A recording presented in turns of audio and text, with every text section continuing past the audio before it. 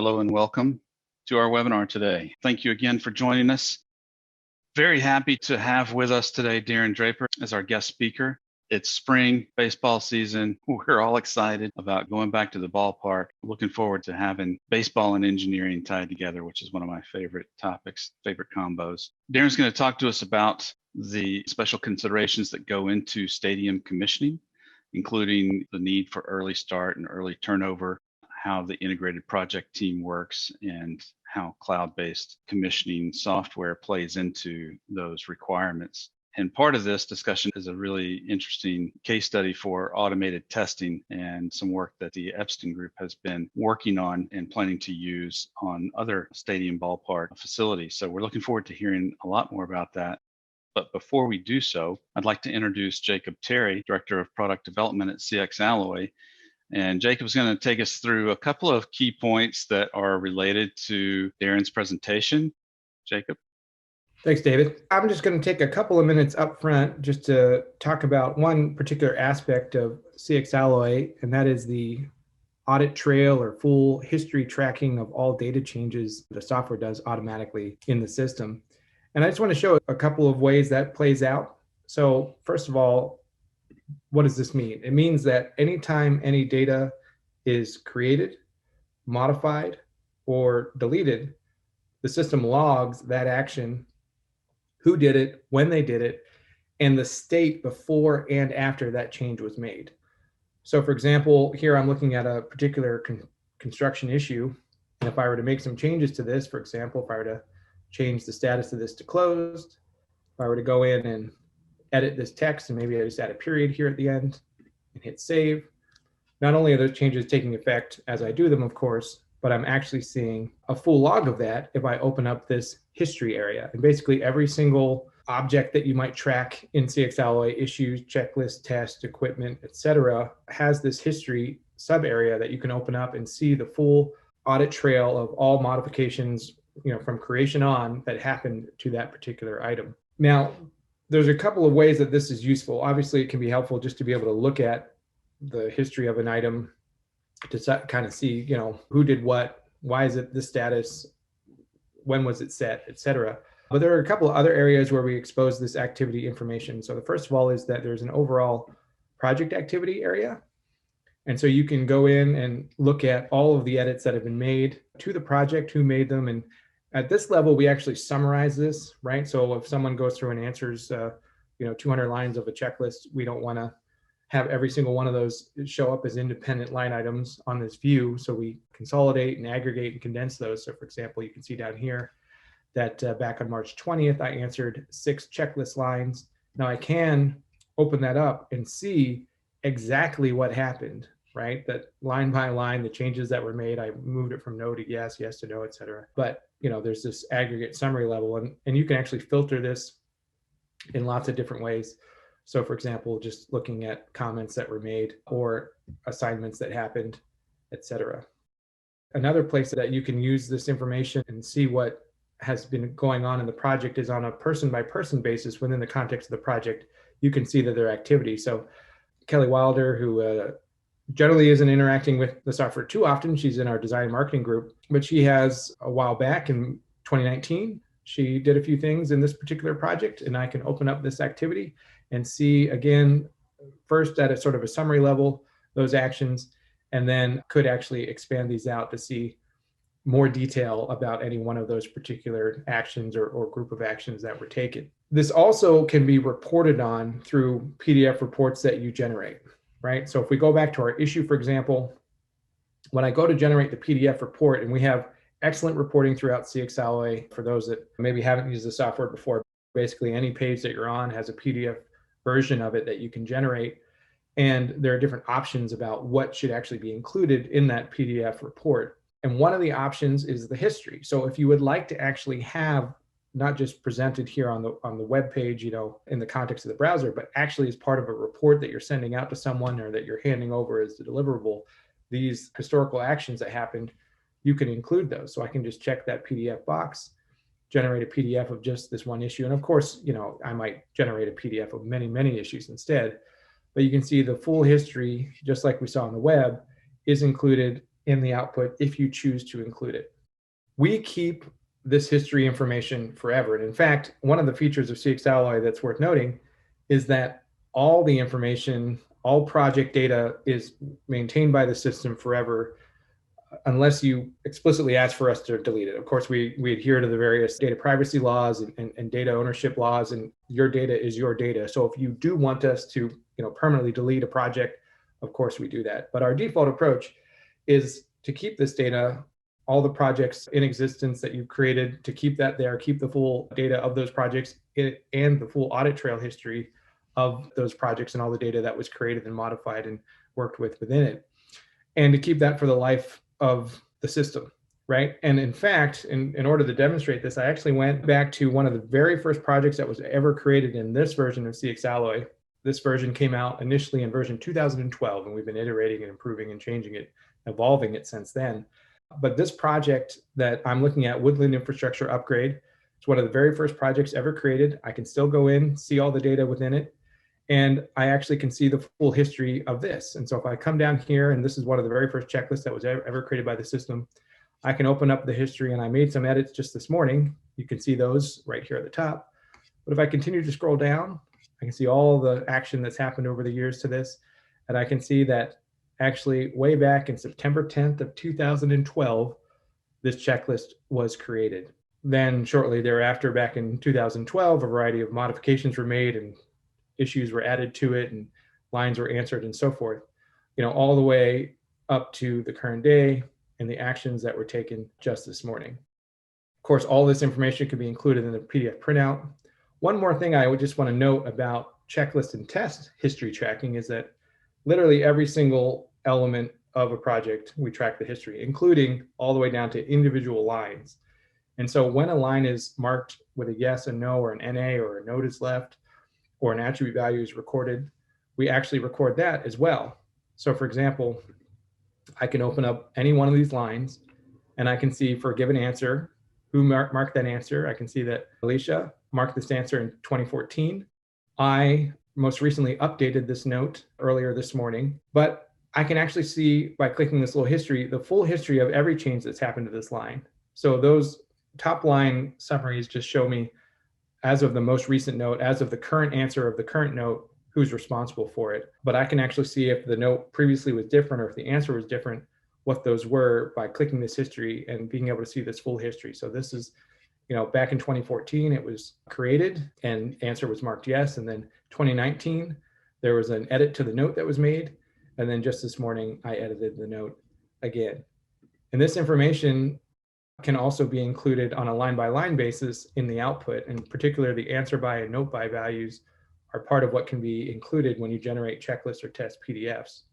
So when I go to generate the checklist or test PDF, instead of picking history, which I can do it as well, but I also can have this more sort of succinct answered by option selected, and the resulting PDF will show me on the PDF for each value, for the answer here, who marked it and when, for any note that's left, who was last edited that note and when, and if there was any of these model verification values, these attribute values down here, we would show those as well. And so it becomes very easy then to get that line by line accountability about who answered these lines and when they answered them, and it's done all by the system automatically. And the reason I wanted to bring that up is because near the end of his presentation, Darren's going to be talking about the automated testing. And one of the benefits there is, in conjunction with CxAlloy, is that you'll be able to see those answers that got brought in and when they got brought in by the automated test process.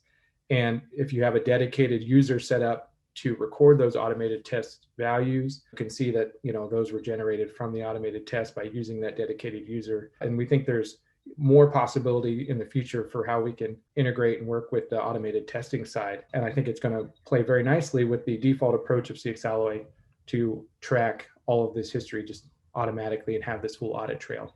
So with that said, I'm actually going to turn this over to Darren, and Darren is now going to walk us through his presentation about his stadium commissioning and the automated testing. So Darren's been with CxEnergy for a long time and very happy to have him participate here. He's got great insight into not just CxEnergy, but commissioning. I'm looking forward to hearing what he has to say. Thanks, Jacob. Good afternoon, everybody. Thanks for joining today. I'm going to walk you through what David kind of hit on, talk about Suntrust Park commissioning and what is now Truist Park, how that process went, what the commissioning agent at Epsten Group with our teammate, we had a SSR on our team, how we delivered it and how we worked with the team in an integrated way. A little bit about how CxEnergy was integral to that and how we utilized it. And then on the back end, I'm going to talk about, as you've heard, automated functional performance testing. It's more of a teaser and just a little bit of what we've done so far and talk about kind of where we think it might be going. But certainly there might be a good opportunity in the future to talk just about automated FPTs. So why don't we dive right in? So learning objectives, I touched on these a little bit, but certainly you'll want these. I know this is an AIA approved course, and I think y'all will be getting the AIA number in just a little while in the chat box. So we'll talk a little bit about Truist Park, particularly some of the building systems, some of just the unique characteristics of it itself. For those who aren't in the Atlanta area, Truist Park is in Cobb County, but it's a lot of cool stuff about it. And I won't do a full sales pitch on it, but I grew up as a Braves fan, and it's a great place to visit if you're in the metro area or not too far away. But I'll talk about that, talk about kind of how commissioning on a professional ballpark works on a compressed schedule, how integrated commissioning worked on Truist Park, and then some of the concepts for automated FPT and associated benefits of that. So a little bit about the park itself. It was Suntrust until BB&T and Suntrust Park merged and they became Truist. And so they renamed the park Truist Park. And so some of the highlights, it's a little over 1 million square feet. There are 41,000 seats, which is actually lower than the Turner Field setup, which was around 50. 43 premium hospitality spaces. There's a great museum and a Hall of Fame for the Braves there. The team's admin operations is there as well. There's a big office building. You can't see it in this photo here, but back off to the right side in right field. And then shopping venues, concessions, and restaurants. A lot of the stuff you'd expect in a ballpark, but then, one of the interesting things about the whole development, the battery it's part of this development of the battery by the Braves development. And it's just a really cool experience. If you haven't been before, it's a little bit different than downtown Turner Field was. And so again, it's a really interesting place. You can see our project team there. So Braves Construction Company, owner's rep was Jones Lang LaSalle. They also handled all the sustainability. Populous and ME engineers. American Builders was a JV of 4 different contractors. It's an interesting dynamic, great team. Brassfield and Gorey, Mortensen, Barton Mallow, and New South Construction. And then you can see some of the MEP subs here from the Atlanta area, some of the big players. And then ourselves as the CXA with SSR out of Nashville on our team and Ken Urick's team. And I think Ken might be on, but really, really fun project with them.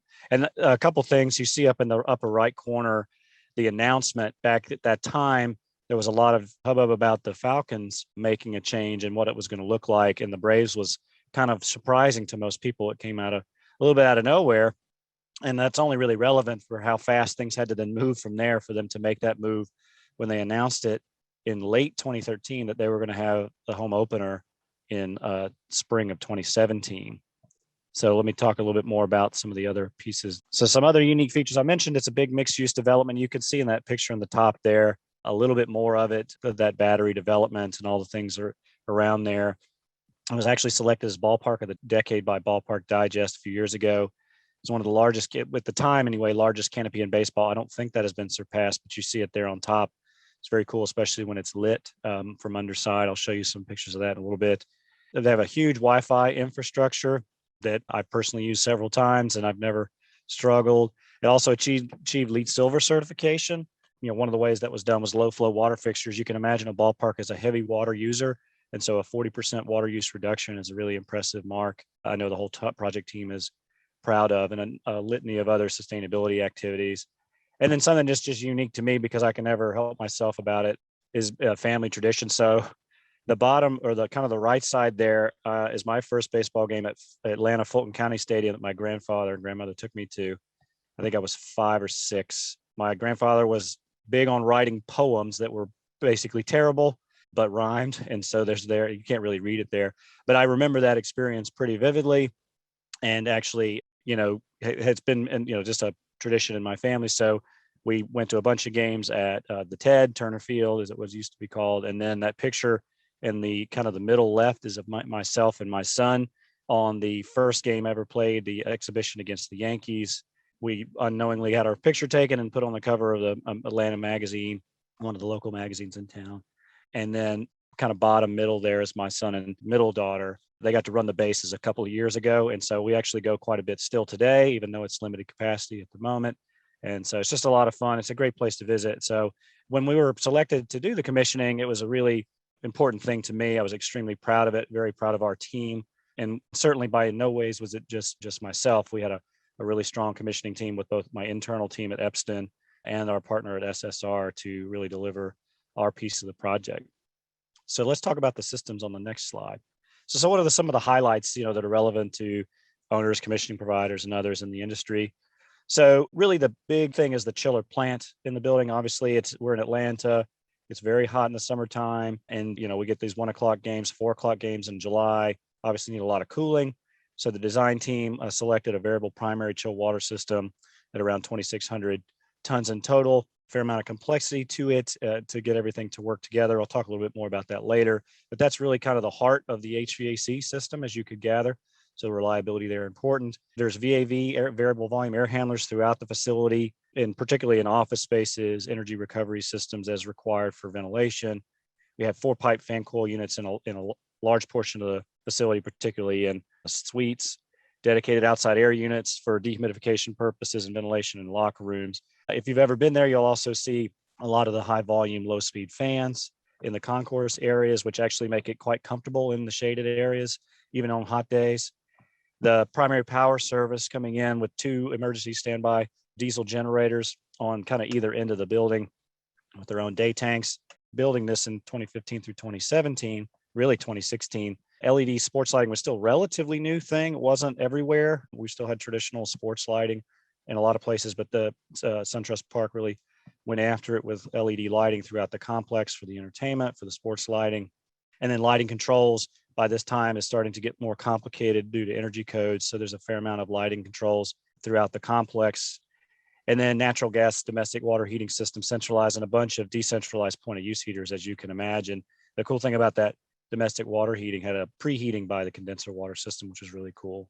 So you see some pictures there, a diagram of the chill water system, some photos of the Carrier Aqua chillers in the plant there, kind of the robust chill water centrifugal infrastructure. And then some of those canopy lights I was mentioning to you, which, on a night game is really cool and a lot of fun. So, okay, so let's talk a little bit about the process now. So we talked at the front about integrated team approach. So on any project that has to move quickly, and there's plenty of projects that do that, that move at kind of light speed for whatever the reason may be, it requires a team to work together and to have a lot of buy-in across the trades. And so it really started with a great mindset. I mean, Braves leadership that we experienced was extremely committed to it, and they trickled that down with Jones Lang LaSalle, who is a great team partner, and American Builders 2017 at JV. And so basically, once were brought in, there was real buy-in for the commissioning process at that point, and everyone was on the same page. We basically just integrated right into the team. Everyone was in, working through the process, understood what the requirements were going to be, how we had to work together to get the building ready for first pitch. And so that really is a critical piece of any commissioning delivery process, but especially on fast tracks. The design team was there a ton. In fact, I think some of the engineering staff were there mostly, if not full time. And our team was there basically weekly from the outset. And once we started testing, of course, we were there pretty much on a daily basis. And we'll talk more about that schedule in a few minutes. So it just kind of shows you the commitment to an integrated team delivery. And that included even the second tier AVP subs, folks that were subs to subs were really brought in and asked to support this process and worked hard at doing so. And on the right side there, the commissioning team arrangement, that's our standard independent third-party setup where we're working for the owner, as was true here, the Braves Construction Company, and collaborating with Jones Lang LaSalle, who are their owner's rep. And you see how the commissioning flow works in terms of communication, that we're independent third party, so we don't direct any work. But the way it felt was more in the line of how we all work together above there. It was a kind of an integrated team approach, and everyone bought into the process. So very critical to the effort. Bim coordination, really big thing. Bim coordination by this time was really starting to move, but I was impressed with how far down into the weeds this BIM coordination effort went. I mean, there were a bunch of BIM experts on this job in person and remote. And basically everything was MEP was modeled. There was a bunch of other stuff modeled, no doubt, but from an MEP perspective, we modeled down to condensate piping, everything basically except for 3/4 inch conduit and smaller as I understood it. But that included hangers for ductwork, piping, conduit were all modeled. Extensive BIM coordination meetings and the commissioning, we as the commissioning agent were invited to participate and did so in many of them, not all of them, but plenty of them, to give feedback about maintenance, access to equipment, what was needed. So you see some notes there about some of our meeting minutes saying, here's what we recommend to ensure that the Braves will be able to maintain equipment, things like that. And all of that was properly considered as we worked through the process. So BIM has really become almost integral to any major construction project, but certainly a project of this size when you just don't have time to make mistakes and fix them on the fly was very productive. Phase turnover. So, that there wasn't a true phasing in the way that you think of a renovation and addition project necessarily that has different phases of completion. The point here is really that the Braves needed to be able to start taking ownership of areas before the end of the project, because it's such a big project. They need to be able to start utilizing some of those spaces, particularly networking infrastructure and on down the line, office space, in a timely manner so that they can get in there and get ready to have it ready for first pitch. So a really regimented effort was put together. Schedule was assembled that helped, from a commissioning perspective, allow us to kind of lay out our commissioning approach and work through the fact that we were going to turn over spaces early, but that meant that all the things that trickled down from that would be done as well. Startup, controls, test and balance, all that infrastructure and all those prerequisites would be done. All the subs were at the table during these meetings. We had numerous commissioning schedule meetings. You see a snapshot. Now, no doubt it's very hard to read, but kind of in the bottom right-hand corner of how the different commissioning aspects would go from startup to McKinney's pre-commissioning exercises and commissioning exercises into our functional performance testing. You see up in the upper right there, snapshots of the different pieces of equipment, how many in each zone, how those were going to flow when we were roughly targeting them. And some of that bottom left, you see minutes from our sequencing discussions about how that turnover was going to occur. Again, that level of cooperation and teamwork was really important. So that basically you move around the complex and get commissioning tab controls, commissioning signed off in time for the Braves to take ownership of those areas in advance of first pitch, months in advance of first pitch, based on the need at the time. Maintenance access panel. So maintenance access is critical for every commissioning. If you don't think about anything else, think about the maintenance personnel that have to maintain a facility. But in a complex like this, there's a ton of maintenance requirements, equipment spread all over the complex. And so it's even that much more important. And so a lot of emphasis was put into that by the entire team, but without forfeiting unique arrangements with ceilings that the design team were very happy to have, the Braves would like. But we had to kind of work around that, as is true with any project, just at a large scale. So you got different ceiling types throughout. We got plenty of gyp ceilings and soffits. You see in the bottom right some of the wood beam ceilings in the suites, and there are fan coil units above those. So we had to work through how you would get those in and out. And a lot of time and care was spent by the construction team modeling that to see how it was going to work. And in general, we always say if you can't access it, you can't maintain it. And in my opinion, it's not sustainable if it's not maintainable. So a lot of time was spent in this exercise coordinating it. And then the Braves actually maintenance leadership taking a lead role in pointing out what they would need and how it would need to work. So several walkthroughs were done in order to facilitate that. So some big takeaways, really. Every ballpark is different. We haven't worked on every one of them in the country or anything, but it's certainly true that they have hard deadlines. They're going to make first pitch. And so whatever that year is. And so they're typically compressed schedules. You have to move quickly. And so from a commissioning perspective, you just have to know that going in, that normally we want to make sure we have plenty of time, take our time, work through things in a progressive way. But, in a case of a ballpark, you have to be willing to not compromise what you're doing, but work through how you're going to execute that plan with the design and construction team. So yeah, it's a lot of team members, lots of interested parties who want to have a say in how it's going to go. And you just have to be able to work through that, knowing that you're going to be drinking from a fire hose. You have to go fast. And unlike some other tags, we don't want to break things. We want to make them work. And really that teamwork I talked about is critical. And it's very easy to say it. It's harder to ensure, especially when you start to turn up the heat and you get towards the end of the project and wondering, we're going to finish everything we need to on time. You just got to be, as a team, ready to work through that.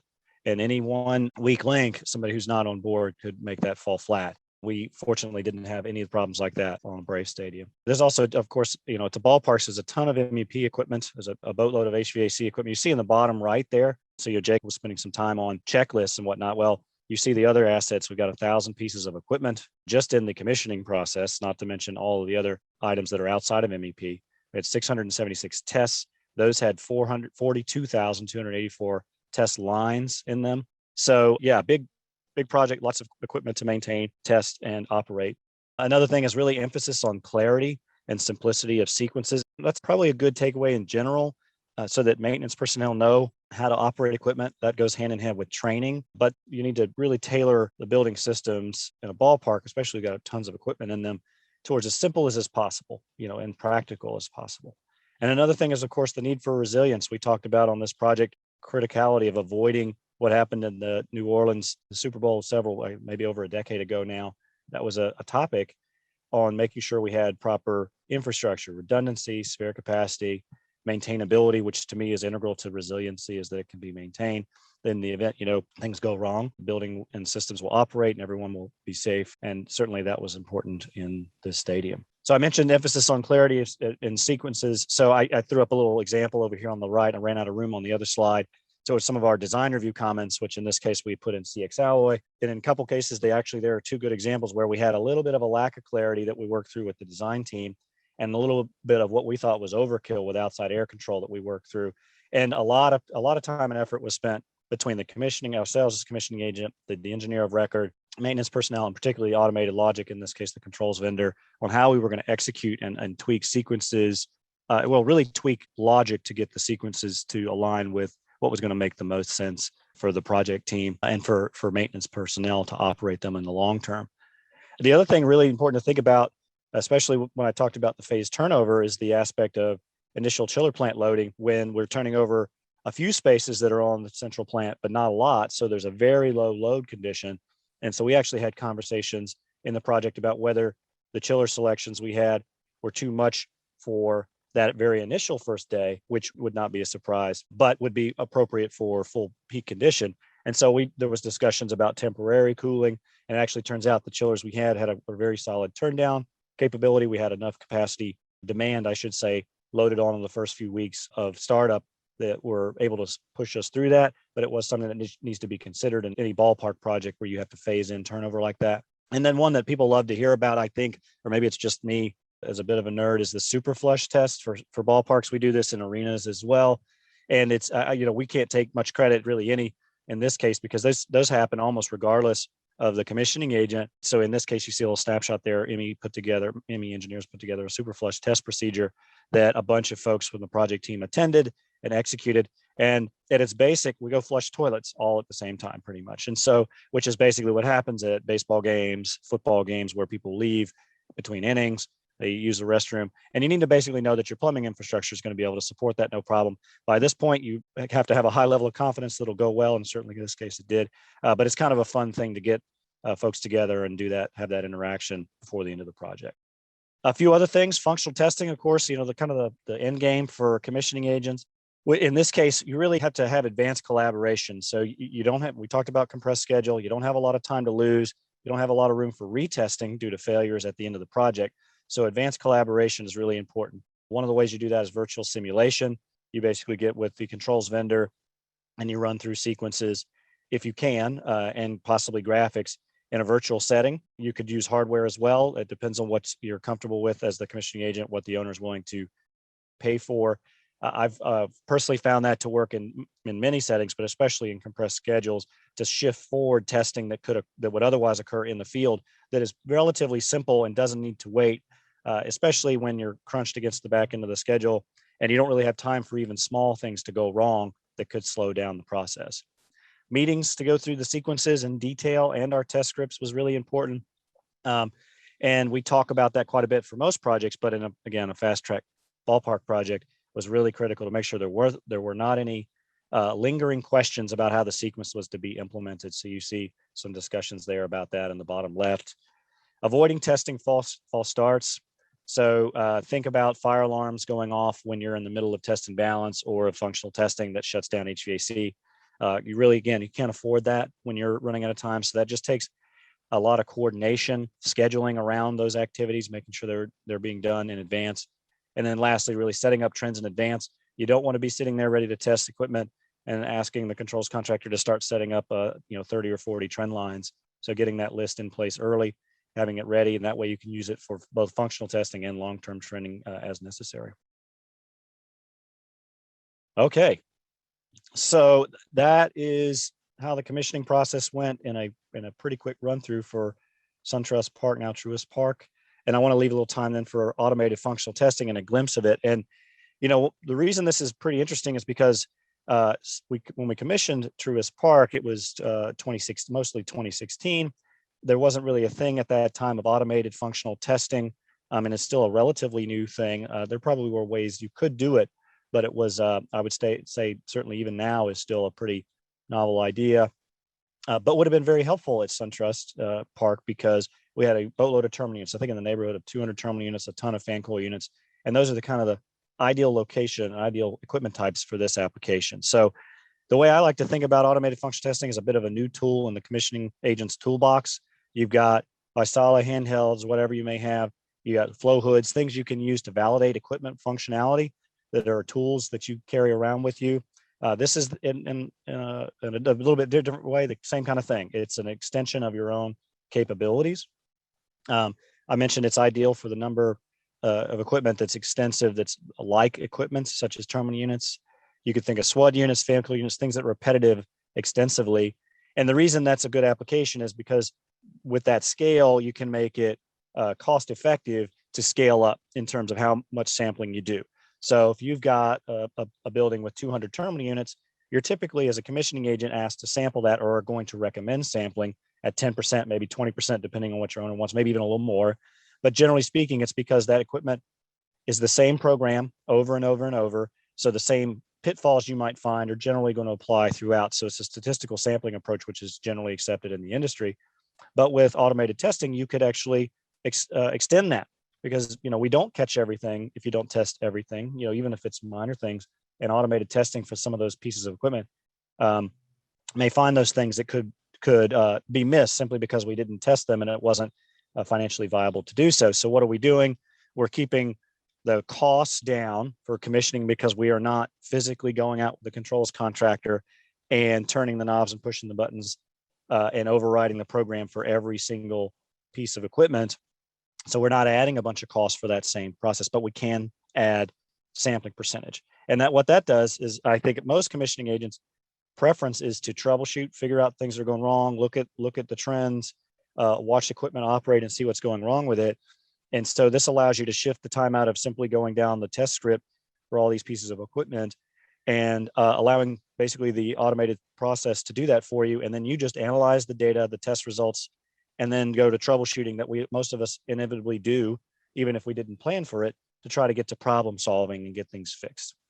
And so in terms of process, quickly, you got to decide on your project what kind of equipment you would do it for. I talked about the applicable systems. Create the scripts. You're probably going to create your own scripts, and then you might have those modified for the automated. You almost certainly will have those modified for the automated functional testing approach. Get the stakeholders buy-in, reviewed by the commissioning agent, reviewed by the design and construction team, the controls contractor. Then a big step is connecting to the BAS. I'm actually going to talk about that again in a minute. And then you conduct the automated testing itself, which means you, the commissioning agent, don't necessarily do anything. You let the results run. It might be overnight, might be in the middle of the day. Maybe you do watch it, at least some of it. But ultimately, you get the end results. You get the scripts spit out, and you review that data and see what's working and what isn't. And you go from there to putting those issues into your issues log. So something you see here is an example of a project that we're working on, 3 Ballpark Center, that's at the same development and is an office space, a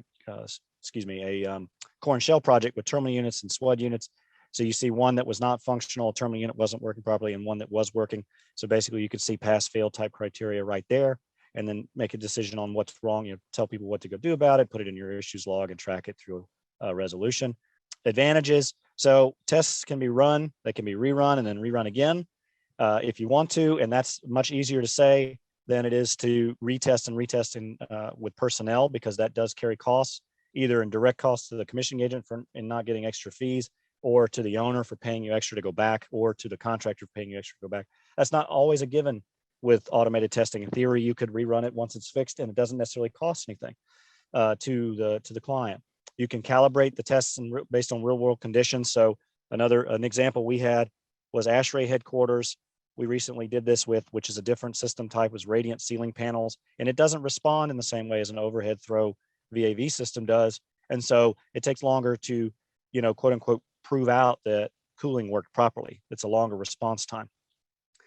So you can calibrate it. You can focus on the fun stuff of troubleshooting, problem solving, looking at the data, analyzing what's wrong, figuring it out, and helping the contractors solve it. They have to go about fixing it, but you can help assist in that. And then you get to test more equipment, really, making sure. And I think a lot of us want to do that. It's not cost effective most times. We almost never recommend testing 100% of VAV terminal units on the owner's dime. This is a way to maybe get closer to that or all the way to that without significant additional cost to them.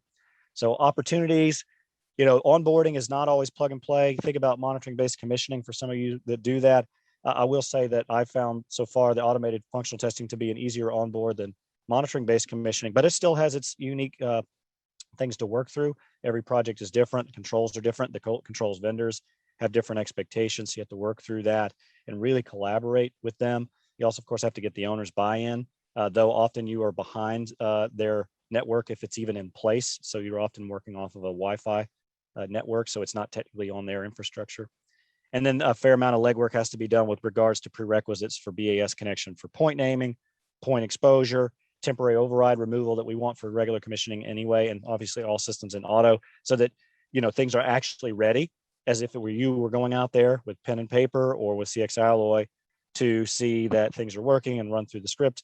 You need that same infrastructure in place, plus the point mapping infrastructure as well. And then a real world example. So I mentioned earlier, 3 Ballpark Center. This is actually takeaways from a script at 3 Ballpark Center where we had some issues that popped up, and no one was physically there to administer this test. It was worked through that we would do so in advance. We scheduled it, it was executed. And then in this case, Auto, who we've been working with for our automated functional testing, sent us the results, we log in and we see those results. We see what failed, we see what passed.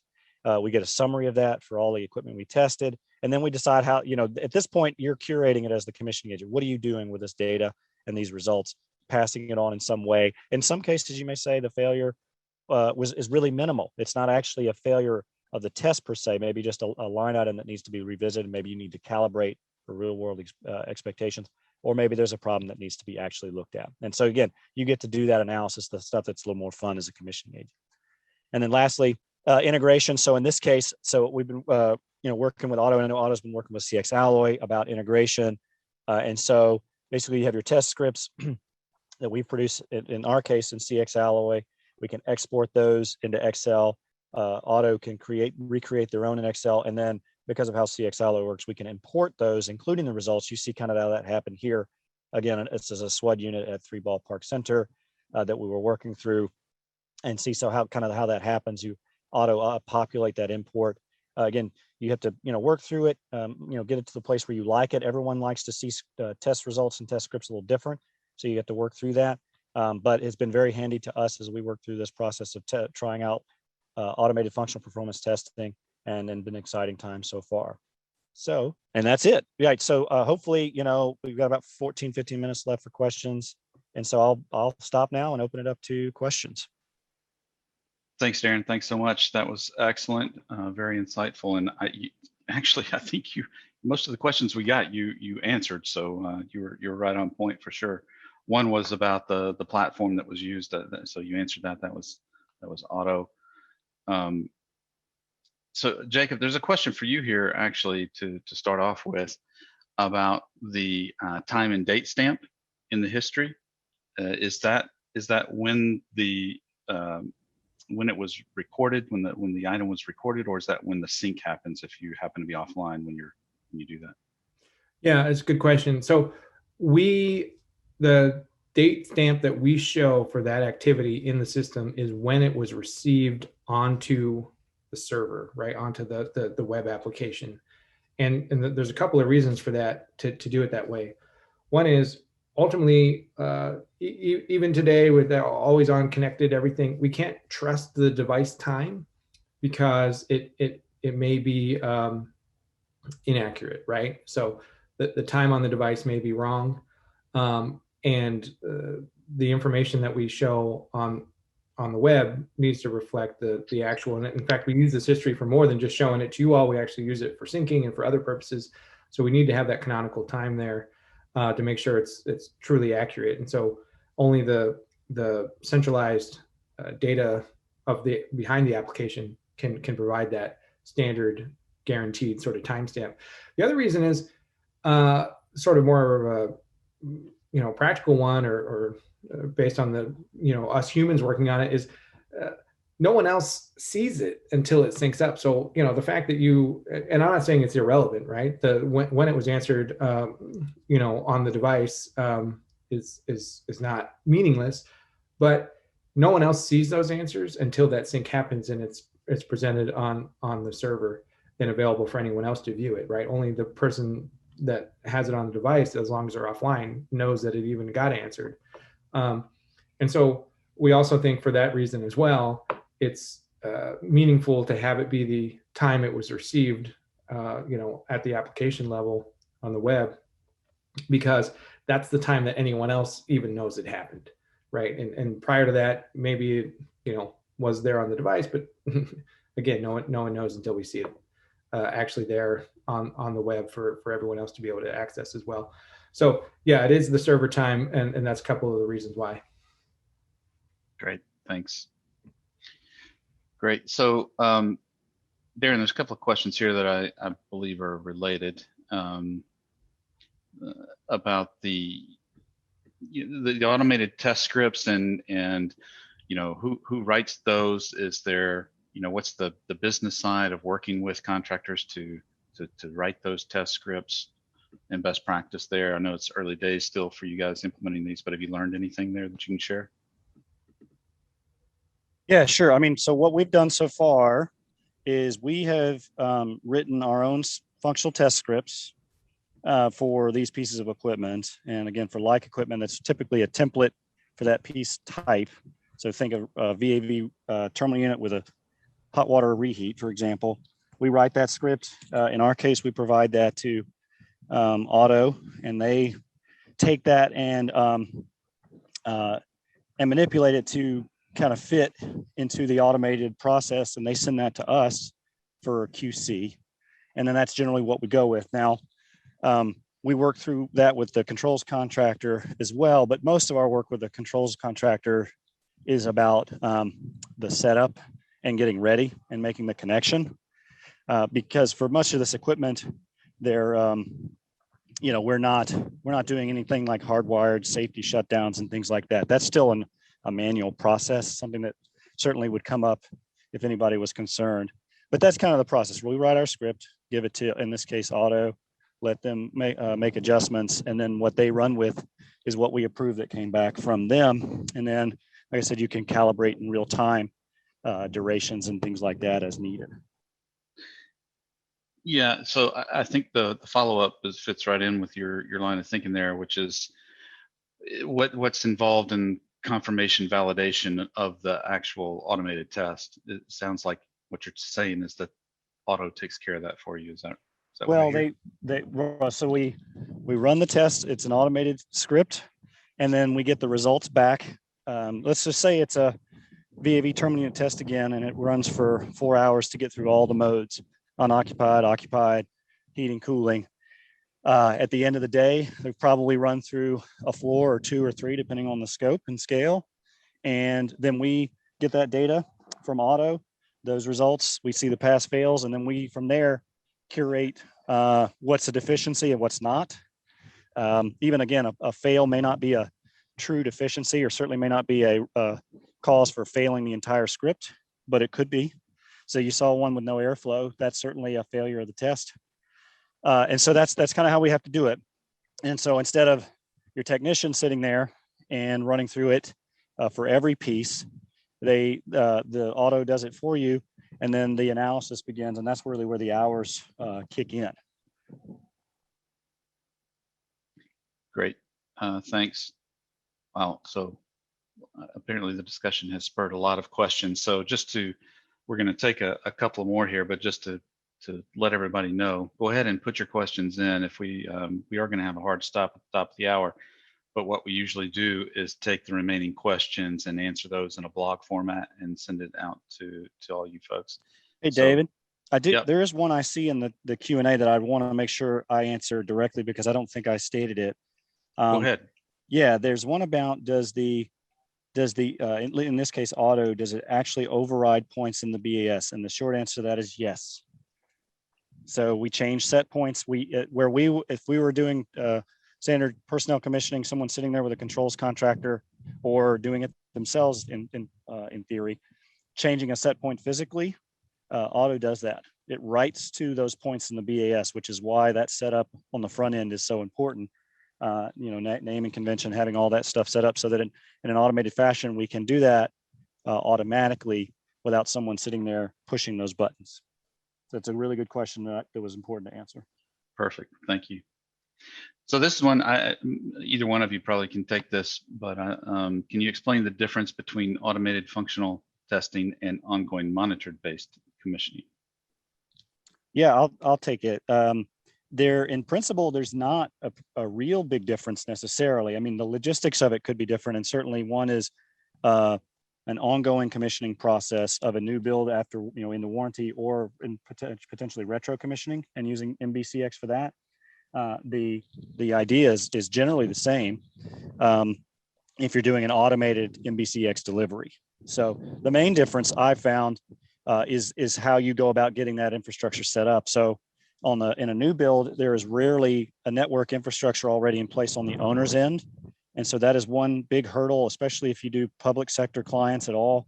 You have to deal with VPN connections, whether they even allow one-way or two-way traffic.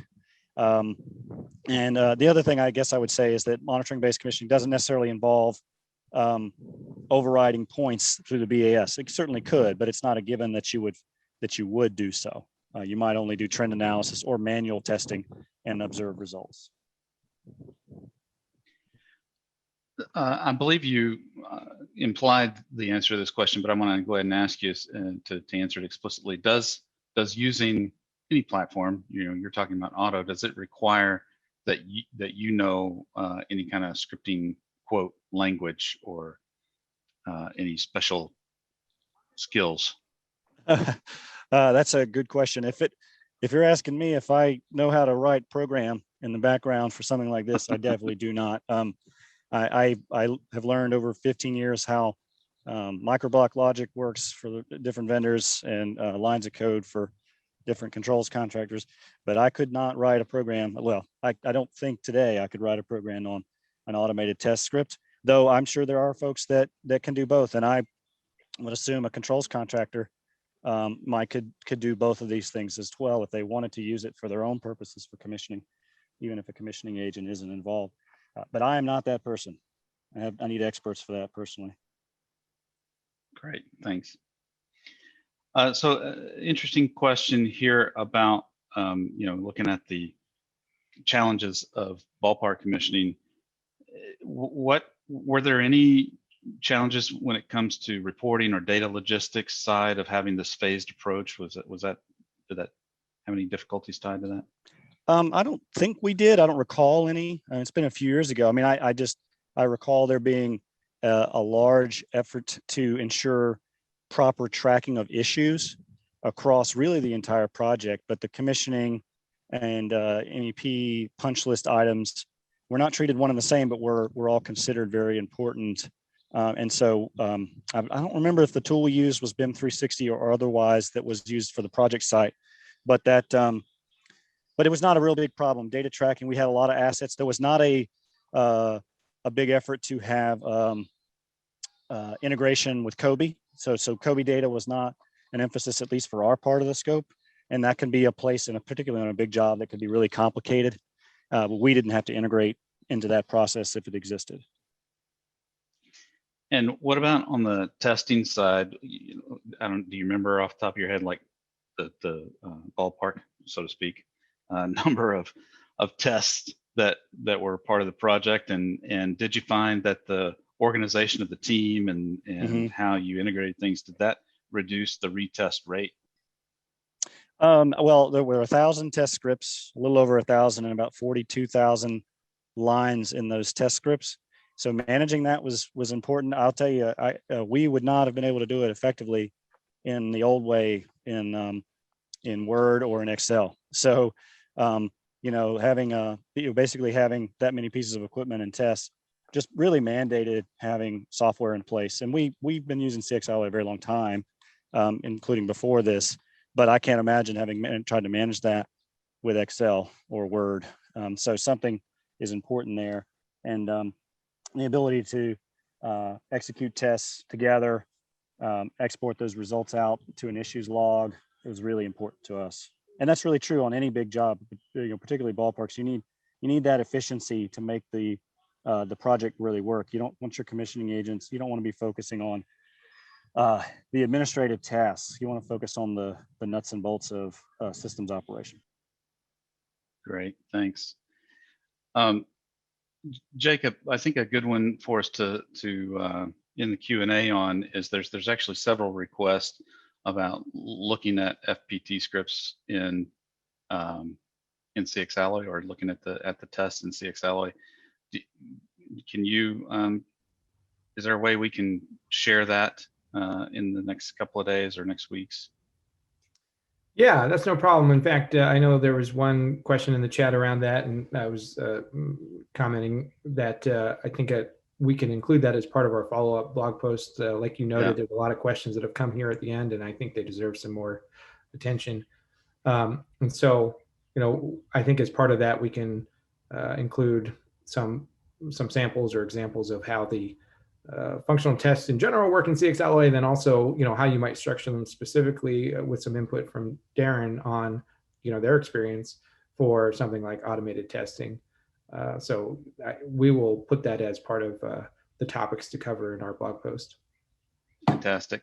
And there were questions about the recording of this session. We are recording this, and we'll be publishing it on the CxEnergy website as a on-demand webinar in the coming days. You'll be all notified by email when that happens. So definitely happy to provide that for you.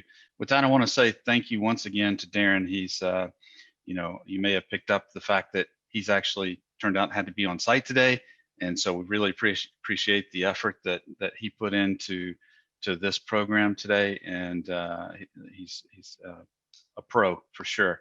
So thanks again. Thank you, Jacob. Thank you all attendees for your time today. If you have not done so already, please take advantage of the free trial that's available to you on the CxEnergy website. And we'd be happy to support you in looking directly at using CxEnergy TQ. Hope you all have a wonderful day, and we will see you again soon at our next webinar.